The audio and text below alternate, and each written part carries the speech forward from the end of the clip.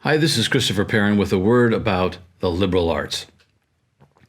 The liberal arts. I'm sure you have heard this phrase, the liberal arts.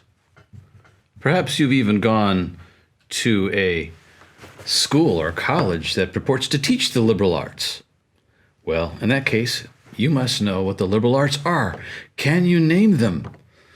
Well, if you're like me years ago when I started to think about this, I realized I couldn't name the liberal arts. I wasn't sure what they even were, but I thought I had studied them. In fact, in my travels, I've gone to colleges and talked sometimes to professors at liberal arts colleges and asked them, what are the liberal arts? And found that sometimes professors at liberal arts colleges cannot name the liberal arts. Sometimes I'll receive answers like English, but that's not one of the liberal arts, or history.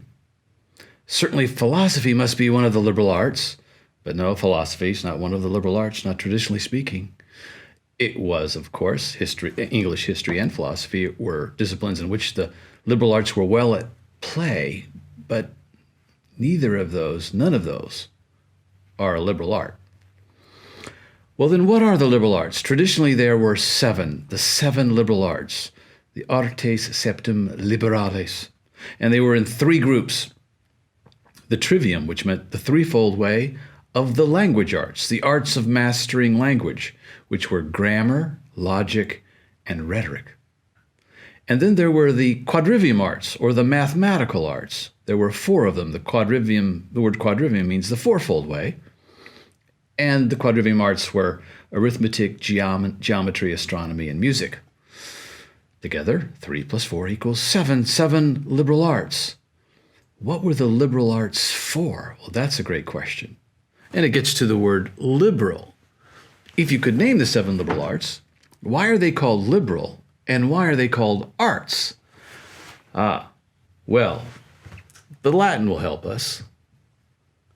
The word liber in Latin, well, let's start with the word liber. The word liber in Latin means bark of a tree, and by extension, book.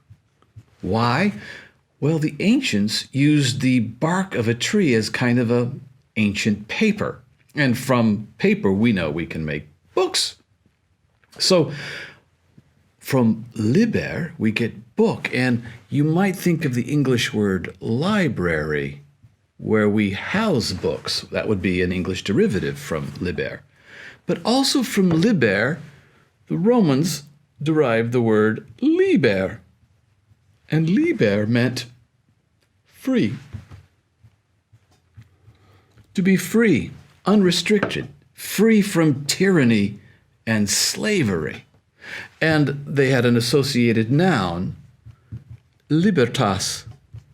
And libertas, as you probably can tell, means liberty or freedom. Now, what is the connection? Why would the bark of a tree or a book have anything to do with liber, free? Before we get there, from liber we also have a Latin word liberos. And liberos was another word for children, those free-spirited little kids who love to run around without a care in the world. The Romans looked at them and said, they're free. Let's call them liberos, children. Well, the connection between liber and liber, book and freedom. Can you make that connection?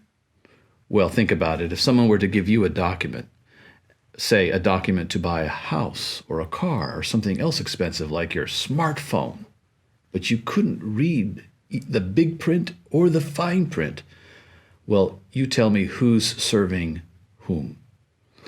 It was understood that to be able to read was to protect oneself, to be free from tyranny. It was also a means of accessing the best that's ever been thought or said that was kept in a treasury of books in a library. The books themselves made us free. That's the connection between liber and liberty and the liberal arts. Nothing to do with politics here. Not liberal in the sense of liberal and conservative in the modern political environment. No, liberal in the sense of liberating. those arts which set one free. Well, I hope that's been helpful. I'll be back shortly to give you some insight into why the liberal arts are called the liberal arts. But that's all for now. I'll see you next time. Thanks for viewing.